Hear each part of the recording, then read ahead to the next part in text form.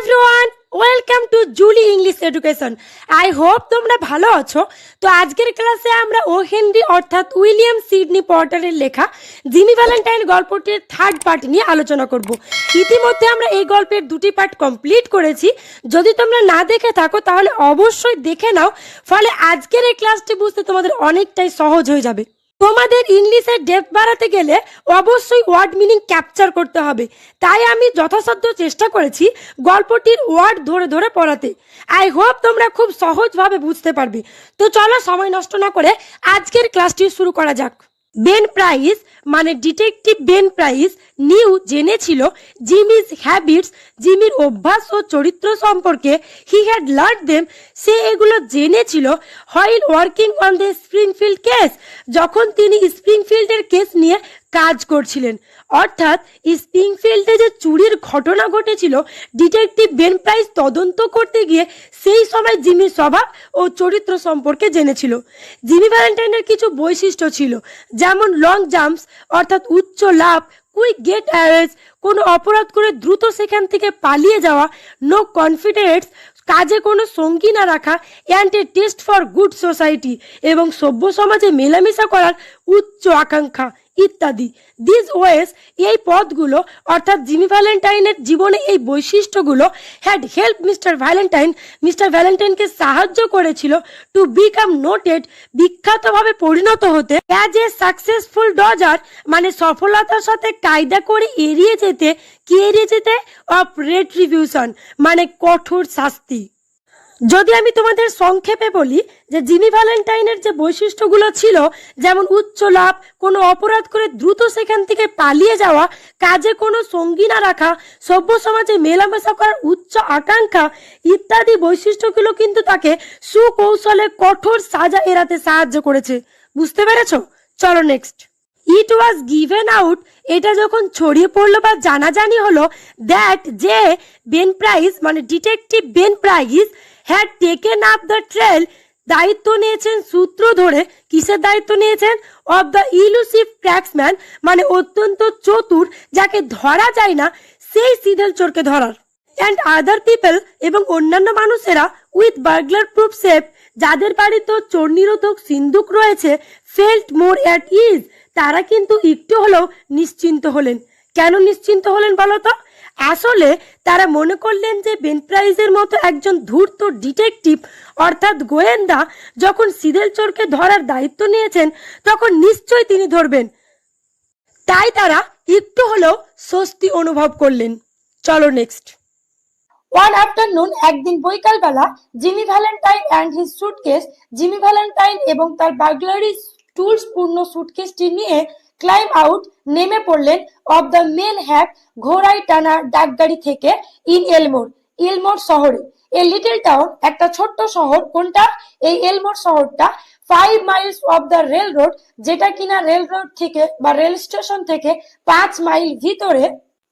Down in the black jack country of Arkansas, তাসের জুয়ারিদের দেশ আরকানসাস প্রদেশে। জিমি লুকিং লাইক, জিমি যাকে দেখাচ্ছিল অ্যান অ্যাথলেটিক ইয়াং সিনিয়র, একজন উচ্চ ক্লাসের অর্থাৎ নান্দনিক যুবক, just home from college went down, যে কিনা সদ্য কলেজ থেকে বাড়ি ফিরেছে। দ্য বোর্ড সাইড ওয়াক মানে ফুটপাথের এক পাশ ধরে এগিয়ে চলেছে টুয়ার্ডস দ্য হোটেলের দিকে। অর্থাৎ ঘোড়ার গাড়ি থেকে যে বার্গলারি টুলস পূর্ণ সুটকেসটা নিয়ে জিমি ফুটপাথের এক পাশ ধরে হোটেলের দিকে যাত্রা শুরু করলো। বুঝতে পেরেছো? এ ইয়াং লেডি, একজন যুবতী মহিলা, ক্রসড দ্য স্ট্রিট, রাস্তা পার হচ্ছিল, পাস্ট হিম, তাকে পাশ কাটিয়ে গিয়েছিল, অ্যাট দ্য কর্নারের দিকে, অ্যান্ড এন্টার্ড এ ডোর, এবং একটা দরজার মধ্যে দিয়ে প্রবেশ করলো, ওভার হুইচ, যেটার ওপরে ওয়াজ দ্য সাইন, একটা সাইনবোর্ড ছিল যেটার উপরে লেখা ছিল the এলমোর bank. Jimmy Valentine looked into her eyes, Jimmy Valentine তার চোখ দুটোর দিকে তাকালেন, অ্যান্ড ফরগট, তৎক্ষণাৎ ভুলে গেলেন, হোয়াট হি ওয়াজ, যে সে প্রকৃতপক্ষে কি ছিল, অ্যান্ড বিকাম অ্যানাদার ম্যান, এবং সে সম্পূর্ণ নতুন এক মানুষে পরিণত হলো। সি লোয়ার্ড হার আইজ, অর্থাৎ ইয়াং লেডি বুঝতে পেরেছিল যে জিমি ভ্যালেন্টাইন তার দিকে তাকিয়ে রয়েছে, তাই তার চোখ দুটো নত করলো অ্যান্ড কালার্ড স্লাইটলি, এবং লজ্জায় যেন লাল হয়ে উঠলো।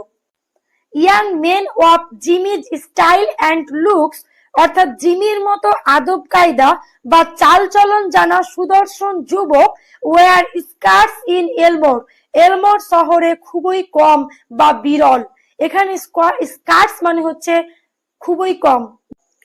জিমি কলার্ড এ বয়, জিমি চেপে ধরলো একটা ছেলেকে, দ্যাট ওয়াজ লোফিং, যে অলস ভাবে সময় কাটাচ্ছিল, on the steps of the bank, ওই ব্যাংক অর্থাৎ এলমোর ব্যাংকের সিঁড়ির ওপরে। অ্যাজ ইফ, তাকে দেখে মনে হচ্ছিল, হি war one of the stock holders, যেন সে ওই ব্যাংকের অংশীদারদের একজন। অ্যান্ড বিগান, এবং শুরু করে দিল, টু আস্ক হিম কোয়েশ্চেন, তাকে বিভিন্ন ধরনের প্রশ্ন করতে, অ্যাবাউট দ্য টাউন, শহরটি সম্পর্কে, শহরটি বলতে সেই এলমোর শহরটি সম্পর্কে।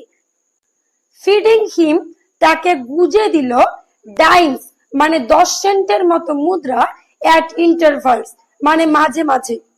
অর্থাৎ জিমি তার প্রশ্নের মাঝে মাঝেই সেই ছেলেটির হাতে মার্কিন যুক্তরাষ্ট্রের মুদ্রা অর্থাৎ 10 সেন্টের মতো মুদ্রা গুজে দিতে থাকে ঘুষ হিসেবে। বুঝতে পেরেছো? এখানে ডাইমস বলতে মার্কিন যুক্তরাষ্ট্রের মুদ্রাকে বোঝানো হয়েছে, যেটা বেসিক্যালি 10 সেন্টস মতো হয়। বাই অ্যান্ড বাই মানে কিছুক্ষণের মধ্যেই দ্য ইয়াং লেডি, সেই তরুণ যুবতী মহিলাটি, কেম আউট, বেরিয়ে এলো। কোথা থেকে? সেই এলমোর ব্যাংক থেকে। লুকিং রয়্যালি আনকনসিয়াস মানে রাজকীয় উপেক্ষা প্রদর্শন করে, কাকে? Of the young man with the suitcase, অর্থাৎ সুটকেস হাতে যুবকটিকে, অ্যান্ড ওয়েন্ট হার ওয়ে মানে সে তার নিজের গন্তব্যের দিকে রওনা হলো। যদি সংক্ষেপে বলি যে সেই ইয়াং লেডি অ্যাথলেটিক জিমি ভ্যালেন্টাইনকে না দেখবার ভান করে তার নিজের গন্তব্যস্থলে রওনা দিল। বুঝতে পেরেছো? চলো next. Is not that young lady Polly Simpson? আচ্ছা, ওই যুবতী মহিলাটি পলি সিমসন না? আস্কড জিমি, জিমি জিজ্ঞাসা করলো, উইথ স্পেশিয়াস গাইল, একটু ছলনা ভরা কায়দায়। নাও, সেড দ্য বয়, ছেলেটি বলল, না, সি ইজ অ্যানাবেল অ্যাডামস, উনি তো অ্যানাবেল অ্যাডামস। হার পা ওনস দিস ব্যাংক, তার বাবা এই ব্যাংকের মালিক। এই ব্যাংক বলতে এই এলমোর ব্যাংকের মালিক। সেই ছেলেটি জিমি ভ্যালেন্টাইনকে জিজ্ঞাসা করলো, why would you come to Elmore for, আপনি এলমোর এসেছেন কিসের জন্য? Is that a gold watch chain, আচ্ছা ওই ঘড়ির চেনটা কি সোনার? I am going to get a bulldog, অর্থাৎ আমি তো কিনতে চলেছি একটা bulldog. Got any more dimes, আপনি কি আমাকে আর কিছু সেন্টের মুদ্রা দিতে পারবেন? দেখো, এখান থেকে আমরা বুঝতে পারলাম যে জিমি ভ্যালেন্টাইন তার কথাবার্তার ফাঁকে ফাঁকে ছেলেটিকে যে কিছু সেন্টের খুচরো পয়সা ঘুষ হিসাবে গুজে দিচ্ছিল, তাতে কিন্তু ছেলেটি টোটালি স্যাটিসফাইড নয়। সেই জন্য সেই ছেলেটির এখন নজর কিন্তু জিমি ভ্যালেন্টাইনের ঘড়ির সোনার চেনের দিকে। বুঝতে পেরেছো? চলো next. Jimmy went to the planters hotel, Jimmy একটা হোটেলের দিকে গেল যার নাম ছিল planters hotel, register as Ralph D Spencer, এবং সেখানে তার নাম নথিভুক্ত করলো রাল্ফ ডি স্পেন্সার নামে, অ্যান্ড ইনগেজড এ রুম, এবং সেখানে একটা অর্থাৎ সেই হোটেলের মধ্যে একটা রুম বুক করলো। হি লিন্ড অন দ্য ডেস্ক, অর্থাৎ সে সেই হোটেলের রিসেপশনের ডেস্কের উপরে ঝুঁকে, অ্যান্ড ডিক্লেয়ার্ড, এবং ঘোষণা করলো, his platform to the clerk, তার কর্মপরিকল্পনা হোটেলের কেরানিটির কাছে। হি সেড, সে বলল, হি হ্যাড কাম টু এলমোর, যে সে এই এলমোর এসেছে, টু লুক, এটা দেখবার জন্য, for a location to go into business, মানে ব্যবসায় নামার জন্য একটা জায়গার খোঁজে। How was the shoe business, আচ্ছা এখানে জুতোর ব্যবসার সম্ভাবনা কেমন? নাও ইন দ্য টাউন, এই শহরের মধ্যে, অর্থাৎ এই এলমোর শহরের মধ্যে। হি হ্যাড থট, সে ভেবেছে, অর্থাৎ জিমি ভ্যালেন্টাইন ভেবেছে, অফ দ্য শু বিজনেস, যে সে জুতোর ব্যবসা করবে বা জুতোর দোকান করবে। ওয়াজ দেয়ার অ্যান ওপেনিং, এখানে কি সেরকম কোনো সুযোগ হতে পারে?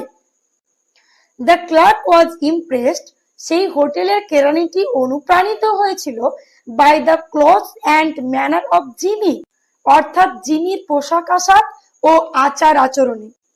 হি হিমসেলফ, সে নিজেই, was something of a pattern fashion, একজন ফ্যাশনের অন্তর্ভুক্ত ছিলেন।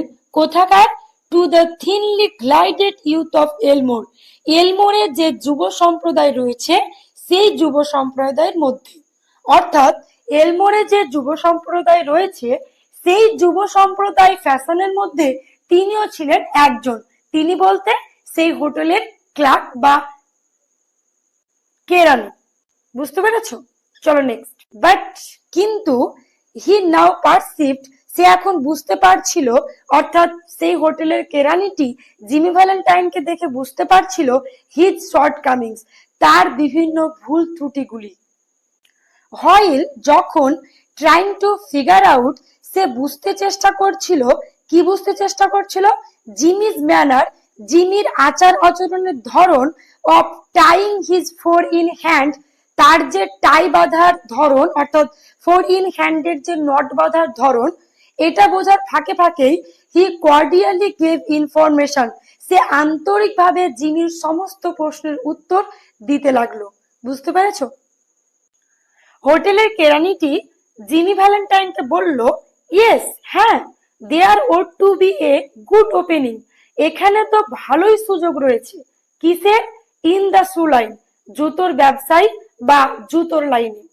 দেয়ার ওয়াজ নট, সেখানে ছিল না, অ্যান এক্সক্লুসিভ শু স্টোর্স, মানে বিশেষ কোনো জুতোর দোকান, ইন দ্য প্লেস, মানে এই জায়গার মধ্যে, অর্থাৎ এই এলমোর শহরের মধ্যে আলাদাভাবে শুধু জুতোই বিক্রি হয় এমন কোনো দোকান নেই। বুঝতে পেরেছো? দ্য ড্রাই গুডস, মানে শুকনো জিনিসপত্র বিক্রেতা বা মুদিখানার দোকানদাররা, অ্যান্ড জেনারেল স্টোর্স, এবং সাধারণ দোকানগুলোই, হ্যান্ডেলড দেম, সেগুলো সরবরাহ করে, অর্থাৎ তারাই জুতো বিক্রির ব্যবসাটা সামলায়। বিজনেস ইন অল লাইনস, অর্থাৎ এই এলমোর শহরে সব লাইনের ব্যবসার সম্ভাবনা, ওয়াজ ফেয়ারলি গুড, এখানে অর্থাৎ এই এলমোর শহরে খুব ভালোই চলে।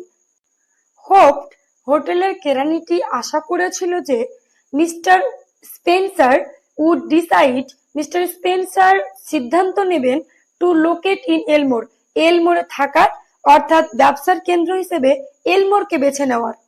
হি উড ফাইন্ড ইট, সে এটাকে খুঁজে পেয়েছে, এটা বলতে এই এলমোর শহরটিকে, এ প্লিজেন্ট টাউন, একটা মনোরম শহর, টু লাইভ ইন, থাকার জন্য এবং থাকার পক্ষে। অ্যান্ড পিপল ভেরি সোসিয়েবল, এবং এখানকার, অর্থাৎ এই এলমোর শহরের মানুষেরা অত্যন্ত সামাজিক এবং মিশুকে। Mister Spencer thought, mister Spencer ভেবেছিল, হি উড স্টপ, সে এখানে থাকবে, ওভার ইন দ্য টাউন, এই শহরের মধ্যে, এ ফিউ ডেজ, মানে কিছু দিনের জন্য, and look over the situation, এবং খতিয়ে দেখবে গোটা বিষয়টিকে। নো, জিমি ভ্যালেন্টাইন বলল, না। The clerk need not call the boy, কেরানিটার হোটেলের বয়কে ডাকবার দরকার নেই। হি উড ক্যারি আপ, সে বহন করবে, হিজ সুটকেস, মানে তার সুটকেসটা, হিমসেলফ, মানে সে নিজেই। ইট ওয়াজ রাদার হেভি, যদিও এটা অত্যন্ত ভারী ছিল।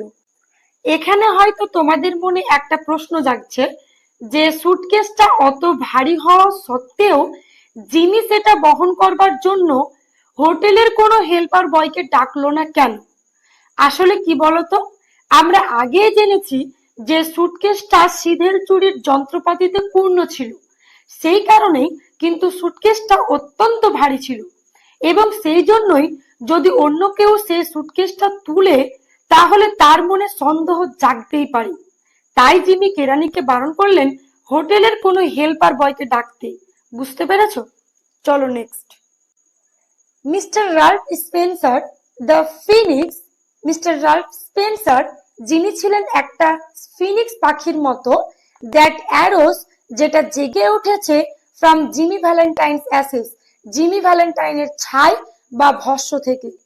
ফিনিক্স হলো পৌরাণিক মতে একটা অমর পাখি, যে নিজেকে পুড়িয়ে তার নিজের ছাই হয়ে যাওয়া দেহ থেকে আবার নতুন করে জন্ম নেয়। বুঝতে পেরেছো? চলো নেক্সট। অ্যাসেস সেই ছাই লেফট যেটা পতিত হয়েছে কিসের দ্বারা? By the flame of a sudden, হঠাৎ কোনো অগ্নিশিখার দহনের দ্বারা, and alternative attack of love, এবং প্রেমের অগ্নিদহনে।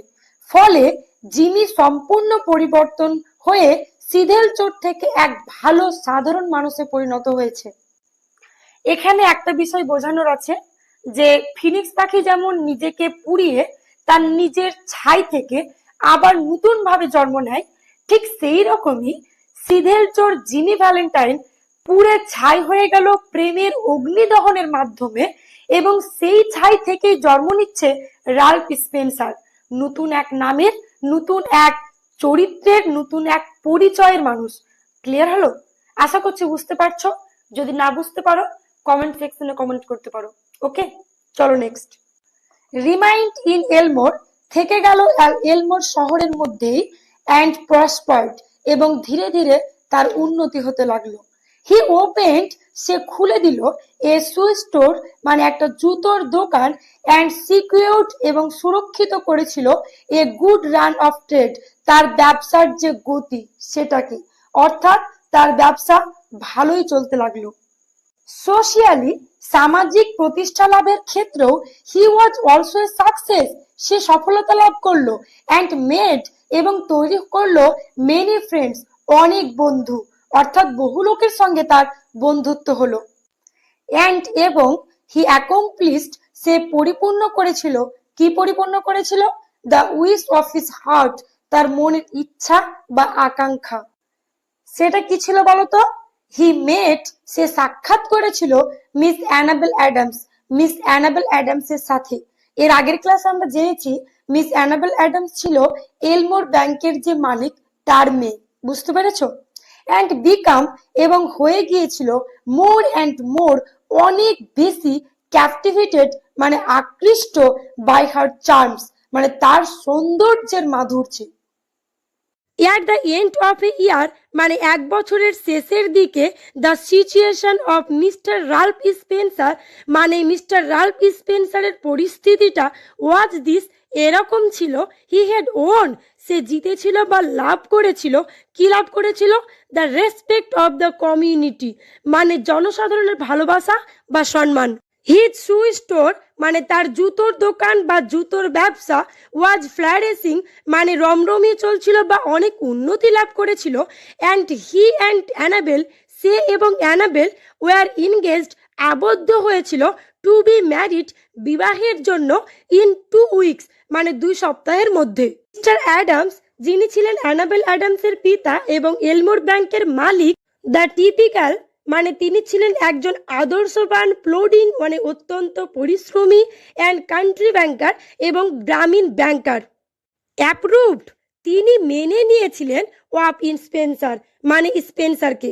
যদি আমি তোমাদের বুঝিয়ে বলি যে তার মেয়ে অ্যানাবেল অ্যাডামসের উড বি হাজবেন্ড, অর্থাৎ হবু স্বামী হিসাবে তিনি রাল্ফ স্পেন্সারকে মেনে নিয়েছিলেন। অ্যানাবেলস প্রাইড ইন হিম, মানে অ্যানাবেলের যে গর্ব তার মধ্যে ছিল, অলমোস্ট ইকুয়ালড হার অ্যাফেকশন, সেটা প্রায় তার ভালোবাসার সমতুল্য। হি ওয়াজ, সে ছিল, অ্যাজ মাচ অ্যাট হোম, একদম বাড়ির মতো মেলামেশা করত। কোথায়? In the family of mister Adams, মানে অ্যাডামসের পরিবারের মধ্যে। And that of অ্যানাবেলস married sister, এবং এমনকি অ্যানাবেলের বিবাহিত দিদির সাথে, অ্যাজ ইফ, সে এমনভাবে মেলামেশা করত যে দেখে মনে হতো, he were already a member, সে ইতিমধ্যে যেন ওই পরিবারের একজন সদস্য হয়ে উঠেছে। ক্লিয়ার হলো? যদি তোমাদের কোথাও কোনো ডাউট থাকে তো তোমরা অবশ্যই কমেন্ট সেকশনে কমেন্ট করবে। ওকে ওকে মাই ডিয়ার স্টুডেন্টস, আজকের ক্লাসটি এখানেই সমাপ্ত করলাম, বিকজ ভিডিওটি অনেকটাই লেংদি হয়ে গেছে। তোমরা হয়তো অনেকটা বোরিং ফিল করছো, তাই গল্পের আলোচনা আজ এ পর্যন্তই থাক। দেখা হচ্ছে নেক্সট পার্টে। ততদিনে ভালো থাকবে, সুস্থ থাকবে এবং অবশ্যই মন দিয়ে পড়াশোনা করবে, কারণ সাকসেস অ্যাচিভ করতে চাইলে তোমাদের অবশ্যই পড়াশোনার দিকে ফোকাস করতে হবে। জুলি ইংলিশ এডুকেশনের সাথে থাকার জন্য অসংখ্য ধন্যবাদ।